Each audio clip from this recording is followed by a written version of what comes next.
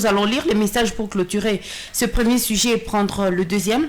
Bonjour maman, vraiment tout kona bafata 5 sur 5 ule mtu wa UDPS aache muza juu tunaweza mukuta kule balisha shindwa zamani. Ça fait 7 ans hakuna hata kitu moya. Batuachie ile constitution vile na hatuna tena besoin batufanyie kitu batoke tu kwa shali na kwa wema. Ils n'ont rien fait dans ce pays, plutôt ils ont détruit à 100% la RDC.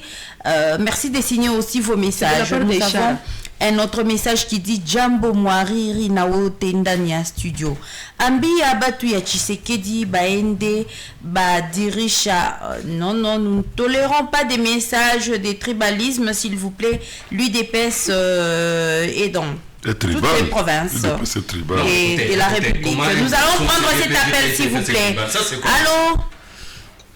Oui, allô? Oui, allô? Oui, bonjour, madame. Oui, nous sommes en train de vous suivre. Oui, j'aimerais demander d'abord comment tu as eu des pèses. Oui. Wakati balingia kukiti walikutana inchi ilikuwa reunifie. Mpaka kwa leo unaona watu walikufa Minova, chef de l'etat hakusema A wala B. Mwendre Scaramouche ilishakaenda wapi? Haikuwa tena. Leo population balimu habapokeye. Bazazi wanasumbuka na kulipa mafre scolaire. Tunachunga batu idepesi manda yabo ishe baondoke kalmema. Na osi bakafanya blagi. Manake habatamaliza manda. Paske population shibote tuko tayari kuvakimbia. Asante. Merci beaucoup. 09 92 93 82 16 084 30 35 225. Nous allons continuer la lecture des messages. Nous étions en train de dire que les messages à caractère tribaux à la radio Sven ne passent pas, s'il vous plaît. Il dit Jambo tena mwariri kweli mufanya siasa ni muchawi sawa ile banasemaka kama jenama inakuwaka politicien. Ok, njo bakwanza kuingia mumoto. Ona barabara ya kwenda kwabo Nyakero na Kamere, kisha katiba njo banakimbilia ako bakome ni Nyangi pa Mungu. Monsieur Nyangi, s'il vous plaît, les messages à caractère tribaux. Je ne saurais pas lire votre message qui était à caractère tribal. Un autre message qui dit Salut, les hommes faibles cherchent toujours des prétextes. Félix n'est pas à niveau. Vu la situation actuelle du pays, sa révision justifie une des intentions pour la balkanisation de ce pays. Donc, qu'il parte. Moindre escarmouche. Claude depuis Nyawera. Merci beaucoup Claude depuis Nyawera. Nous allons prendre ainsi le deuxième sujet. Nous vivons les pluies dans cette province du Sud Kivu. Nous vivons des plantes endommagées, des morts d'hommes ainsi que des inondations. Que se passe-t-il exactement? Jean-Jacques Bagabo, vous êtes un expert en matière d'environnement. Pouvons-nous dire que c'est la fin du monde ou c'est toujours dans les cadres du changement climatique? Ce n'est pas la fin du monde, mais nous devons rappeler aux gens ici que lorsqu'on est en train de jouer avec la nature, à un certain moment, la nature se retourne, se fâche et se retourne contre ces mêmes personnes qui ont joué avec elle.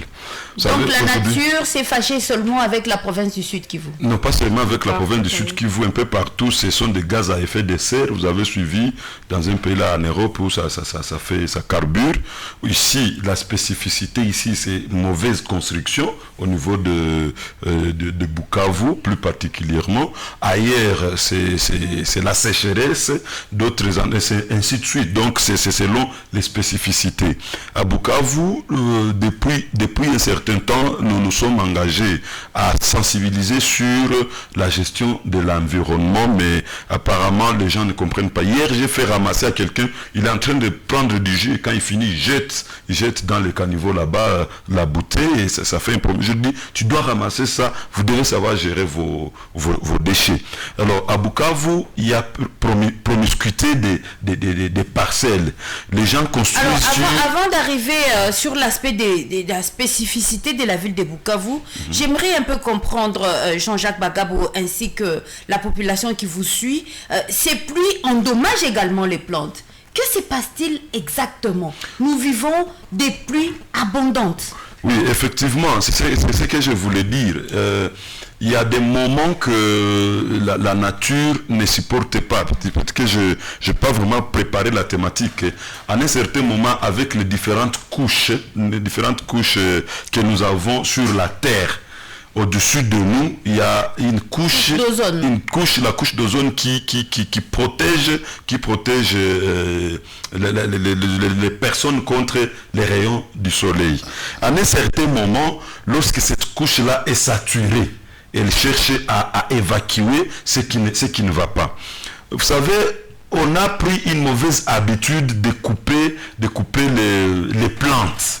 On a coupé, non pas les arbres plutôt, on coupe les arbres en désordre, on fait tout ce qu'on veut. Ici sur Terre, les Blancs, ils les industrialisent un peu partout où ils sont. Et à un certain moment, cette couche-là doit peser. Et quand elle pèse, à un certain moment, elle fait tomber la grêle. Et tout ça, ça fait problème. Ce n'est pas juste pour cette année. Ça, on a vécu encore, je crois, autant d'années. C'est vraiment périodique. Et il faut que les ciels se dégagent. Et une fois dégagé avec le cycle de l'eau, cycle de la pluie, à un certain moment, ça va revenir à la normale.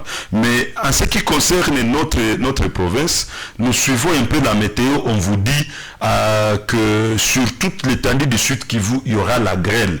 Les techniciens, les spécialistes en la matière sont en train d'étudier et jusque-là, je n'ai pas encore vu les publications sur ce qui a été comme alerte. Parce qu'il y a eu l'alerte à un certain moment. Et juste après l'alerte... L'alerte a été faite plutôt l'année dernière. Non, même cette année. Après cette alerte, à Walungu, toutes les plantes ont décimé avec la grêle. Il n'y a pas longtemps, je ne pense pas qu'il y a 2 mois.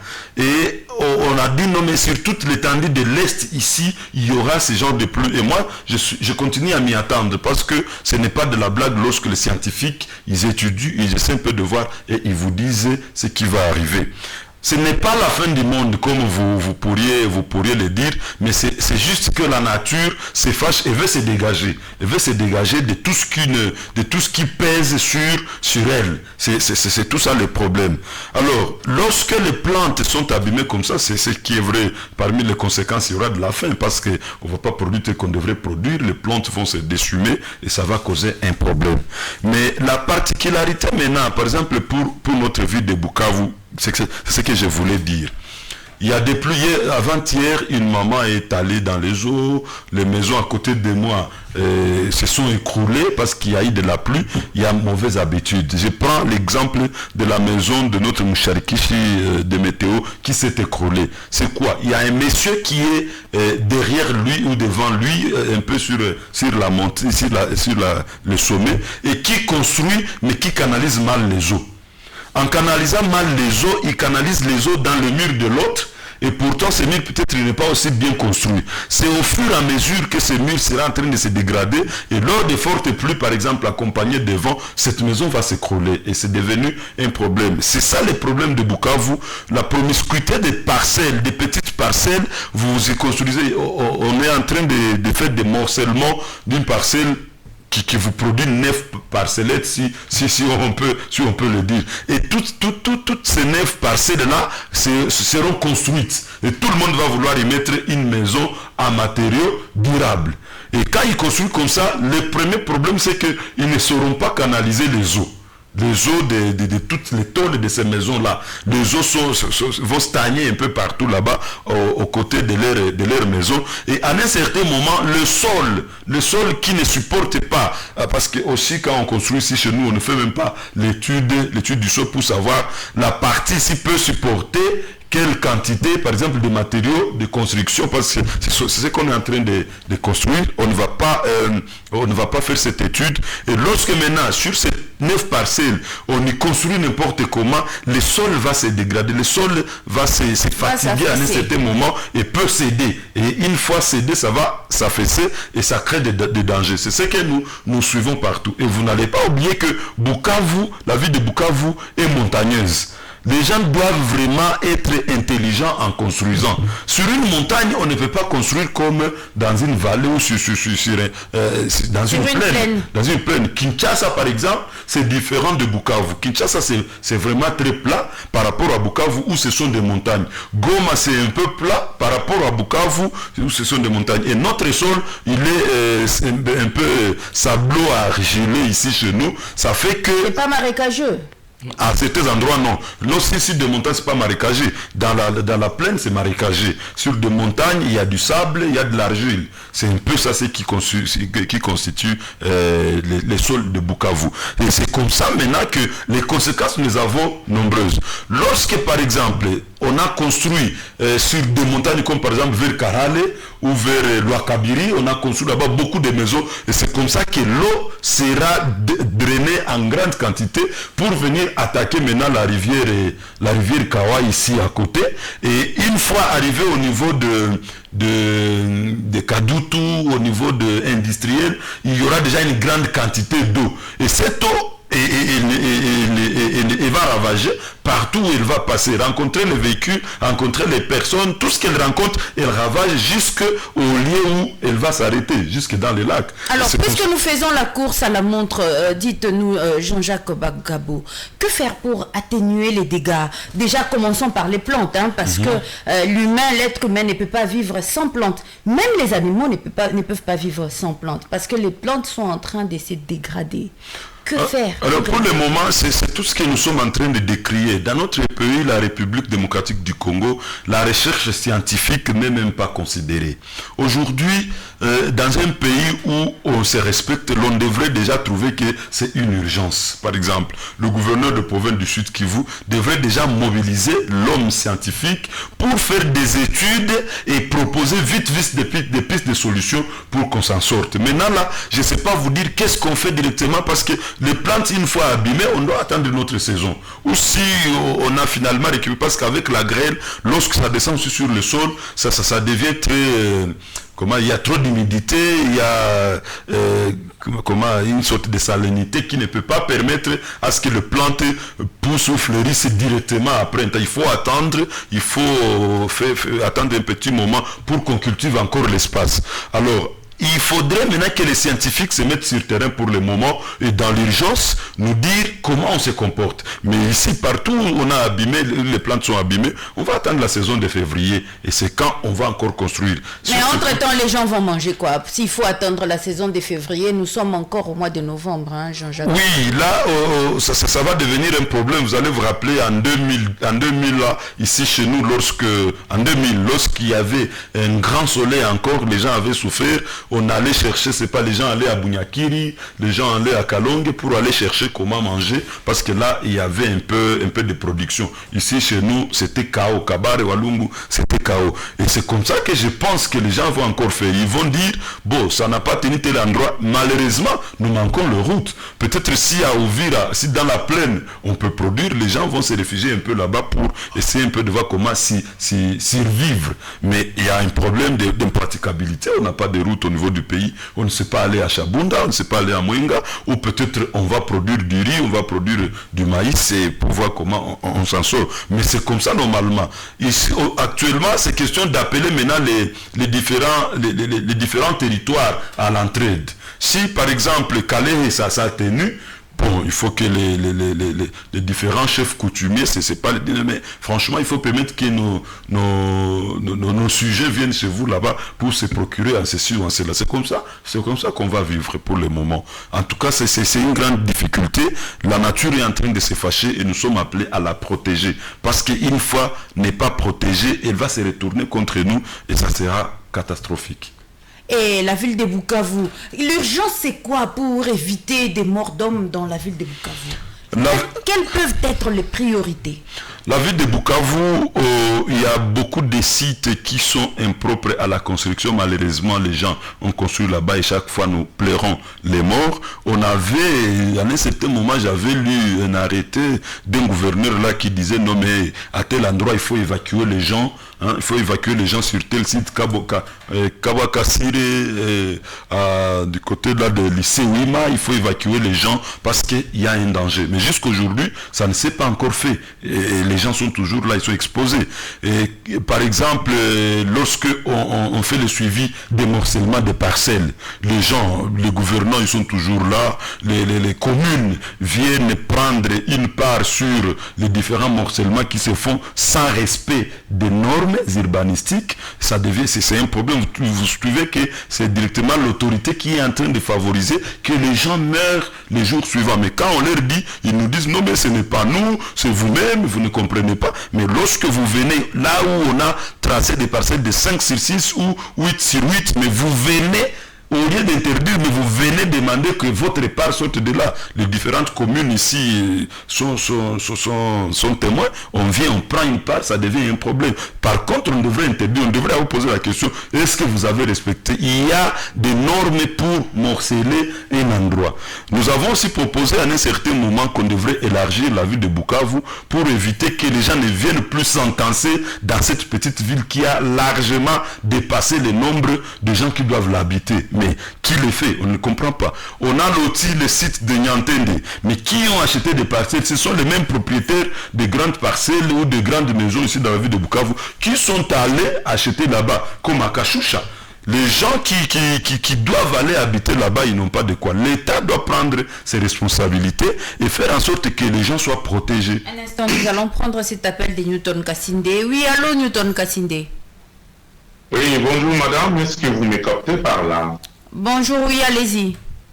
Voilà, donc je salue les amis au studio, surtout Jean-Jacques qui est en train de commenter sur l'environnement, mais aussi Marie. Je crois que RTL a un problème. Hein? Allô? Allô? Allô? Est-ce que vous m'écoutez madame? Allô? Impossible. Oui, allez-y. Voilà, donc je disais ceci, et je suis exprimé en rapport à la thématique 1 à travers votre compte WhatsApp de la radio, mais aussi par rapport à la thématique 2 qui parle de l'environnement. Je sens que Jean-Jacques est en train d'y passer déjà. Mais madame, pour que le peuple congolais, particulièrement de la ville de Bukavu, comprenne le problème des inondations dans la ville de Bukavu, c'est un problème. Allô? Allô? Oui, allez-y. Allô? De temps en temps, c'est entrecoupé. Hein? Alors, donc, je dis ceci, le problème des inondations dans la ville de Bukavu. Non. RTL a un problème. La ligne n'est pas bonne avec RTL. Excusez-nous, chères auditrices et auditeurs de la radio Sven. Nous croyons que la ligne RTL a un problème. Jean-Jacques Bagabo, allez-y, merci d'échuter. Oui, nous étions en train de dire que parmi les grandes pistes de solutions qui étaient proposées jusqu'aujourd'hui, aucune d'entre elles n'est prise en considération. Il y a aussi cette question ici des déchets qui ne sont pas aussi bien gérés au niveau de la ville de Bukavu. Et c'est là que quelque part, je vais condamner plutôt la population que le gouvernement, mais aussi le gouvernement, ils ont une part parce qu'il n'y a pas de mesures coercitives, des mesures de contraintes vraiment pour obliger les gens à bien gérer les déchets. Il y a aujourd'hui la question des bouteilles plastiques, tout ce qu'il y a dans des ménages, les gens ne veulent pas s'affilier au service de ramassage des déchets dans des maisons. Ça fait vraiment un problème très sérieux. Quand il plaît, la population de Bukavu, je suis témoin quelque part, vous allez maintenant prendre tout ce que vous avez entreposé chez vous, vous jetez dans les caniveaux. Et lorsque il y a beaucoup de déchets qui sont charriés par les eaux.